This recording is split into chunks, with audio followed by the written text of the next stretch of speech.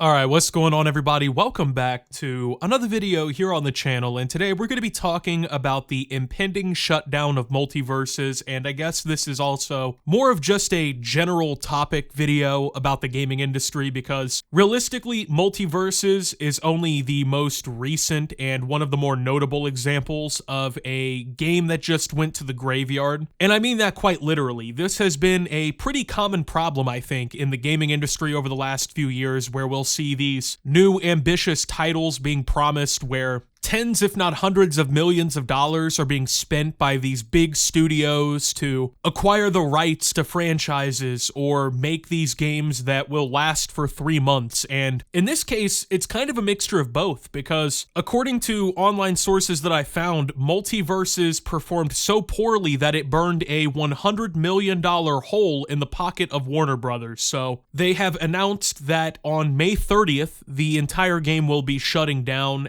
which I think is the conclusion of Season 5 in-game. So Multiversus shutting down, honestly, I figure not that many people are really heartbroken about it at this point. Personally, I don't know anyone who is actually still playing the game. I mean, when the game first came out, I tried it. I know a lot of people that I know were playing it as well, but like a lot of these modern games that come out, right, it was only, for us at least, fun for like, what, a week or two? And then it was right back to the game collecting dust. Now, this is a pretty significant issue to have when you're releasing like a live service game, which Multiversus was, where you're doing like seasonal content and these content update drops and shit like that, adding new characters or new maps or whatever the game really needs. It seems like every video game now is going this route where, like I said, it has to last for 7 years. They've got this long roadmap where, oh, we're going to release content, we're going to have seasons, we need to have a battle pass, this needs to constantly be updated, right? Now, I'm sure, obviously, everyone knows that some games can pull this off. I mean, you look at a game like Fortnite, there's new content literally all the time. They do a pretty good job, I would say, at actually keeping things fresh, but the problem is every game tries to emulate that model, and Multiversus is a perfect example of it. So let's go ahead and discuss what really, in my opinion, went wrong with Multiversus. The first part was the game itself just honestly wasn't good enough to keep up. Now, like I said, I played it when it first came out. This is before they shut down the quote-unquote open beta and then re-released the game, which I'll get into that here in a minute, but I remember first playing the game and only like 3 or 4 characters were even usable. Everybody was using the same 4 fucking characters because they were the only ones that people thought mattered. They were the only ones with moves that people wanted to use. They were the more recognizable characters, whatever, right? Now, in a fighting game like Multiversus, you would really want it to be something where you can actually enjoy any character, right? I mean, the whole point of Multiversus is the fact that you're taking all these Warner Brothers properties, many popular franchises, comic book characters, cartoon characters, things like that, right? And you're mashing them all in the same thing. So when it turns out that only a handful of the characters are even really fucking usable to begin with, it really doesn't bode well in terms of an experience for people. And then, of course, like I said, they, I guess, launched the game, right? Everyone got on it, it got popular, and then a few months later they go, oh, hey, by the way, this entire time you've been playing the game you have content for, maybe even bought things for, right? Yeah, well, it was an open beta, actually, and so we're gonna take the game down and then re-release it in a few months. And this time it'll be the full game, we promise. This was one of the dumbest fucking decisions I've ever seen a game take. You put the game out, everybody starts playing it. Notably, you know, as many games do, there was probably a fall off in players or whatever after the first couple days or weeks. That's pretty much across the board what happens, but they just decided, fuck it, let's kill all momentum that we've already built up. Let's call this the open beta that players have already participated in, and then let's re-release it later with new shit. Now, the problem is people like me, that was the moment we jumped ship and we were really tuned out. I mean, you had the time, the window to really get my interest, and that's kind of what a video game should have, right? I shouldn't have to reconsider playing your game every year to figure out whether or not it's good enough to play now. The idea is the first time that I play, I'm hooked, I want to play it from there, right? Any successful game that I've ever played, that's been the case. But for this game, they thought that, oh, if we just re-release it later, maybe we can recapture the magic. But the problem is, you know, there's so many video games coming out. Like I said, everyone's doing the live service shit now. Everybody wants to be Fortnite. Every AAA game has to have a $200 million budget. It has to have fucking 3 years of content planned and microtransactions ready to go. And it gets to the point where you forget all the basics, like actually capturing the audience's attention and keeping it. And it turns out when you spend hundreds of millions of dollars to make a game that's, you know, constantly updated with new shit, you're, like I said, doing seasonal content, battle passes, DLC, whatever.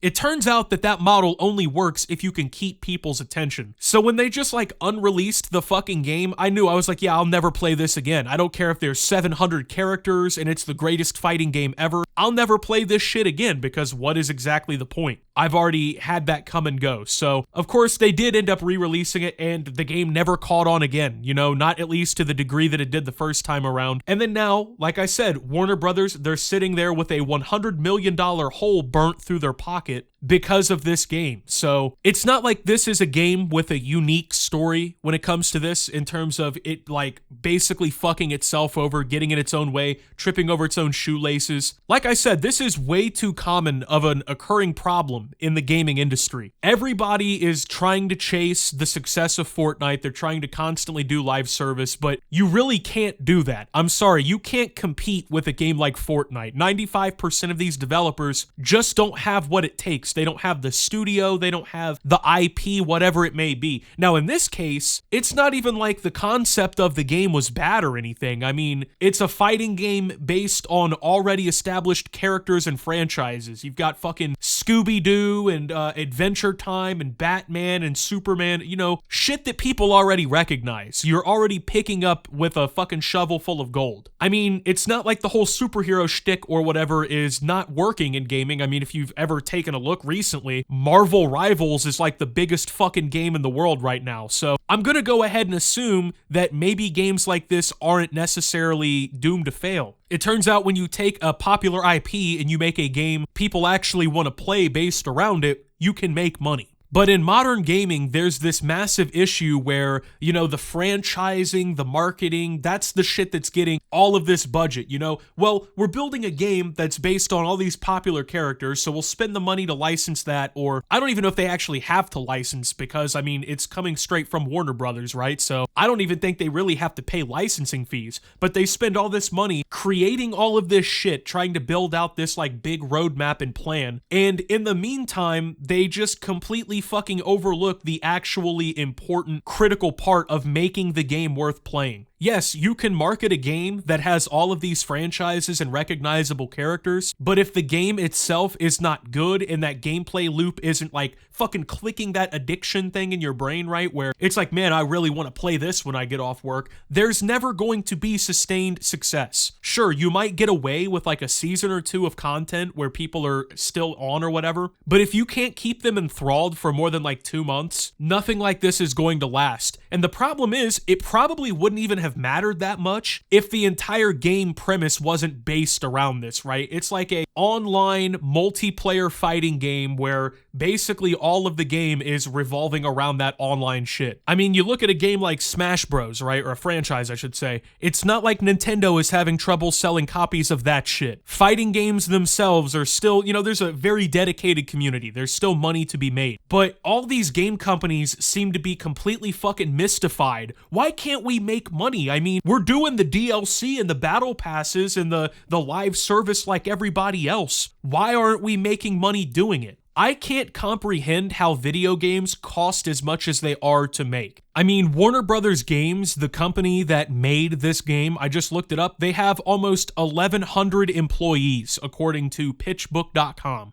I really don't want to be that guy, but I don't think Multiversus needed a studio of 1,100 fucking employees working on it to make this game work. I don't think that was necessary. We don't know the exact budget of the game, but we do know that Warner Brothers openly admitted it cost them $100 million because it underperformed so poorly that, once again, they're shutting the game down. It barely lasted a full year beyond its actual quote-unquote release date when it got re-released after the quote-unquote open beta. And it's not like this is a Warner Brothers games exclusive issue. This is a common problem in gaming, and a lot of it has seen, like, you know, these companies are laying off employees. You see a lot of gaming companies are basically trying to reduce work count because they don't need all of these employees to produce what they're producing. So the budgets are just so fucking bloated. There's so much input from so many different directions. There's all this pressure to follow this other business model everyone else is doing, and it's just a recipe for disaster for almost every single company in gaming. I mean, even the like massive AAA companies like Activision Blizzard or EA, right? They can't even get away with doing this shit. I mean, when you look at Call of Duty, like a game like that is always going to make money and it's always going to, you know, produce a profit compared to what they put into it. But it's not like them employing these thousands upon thousands of fucking people is making video games any better. In fact, many people would argue it's making them worse. And I don't know if it's just me or what at this point, but personally, I don't need every single video game to have this 3-year roadmap of, oh, well, this is how much DLC we're gonna do. How much of the cool features of the game can we cut out and put behind paywalls? How much more fucking characters can we add? I don't need that. When it comes to video games, there's such a high turnover, right? Because there's always new games coming out. I mean, let's be real. At the end of this year, Grand Theft Auto 6 is anticipated to be hitting the shelves. Pretty much everybody else is going to be on notice because guess what? No matter what game you have, what people are playing going to be playing GTA 6. And then 6 months after that, there will be another massive blockbuster that comes along. Even before that, right? Like, there's so much shit out there to play. Not every game has to be this fucking grindy, dedicated thing. And the fact that every game studio wants to make everything like that is the reason why, time and time again, they're putting themselves in deep water they can't swim out of. They're spending way too much fucking money. The strategy is way too fucking poor. The quality of what they're putting out most of the time is way too fucking poor, and there's just so much competition in almost every genre. No game really wants to stand out anymore. You know what I mean? That's the way it really seems. There's a handful of games that'll do it every year, but a lot of the time they're indie games. And I mean, when you think about that, like, do you think these indie games that come along every year that help shake shit up, are they being made by 2,000 employees? No, they're not. It's almost like you don't need to spend $250 million,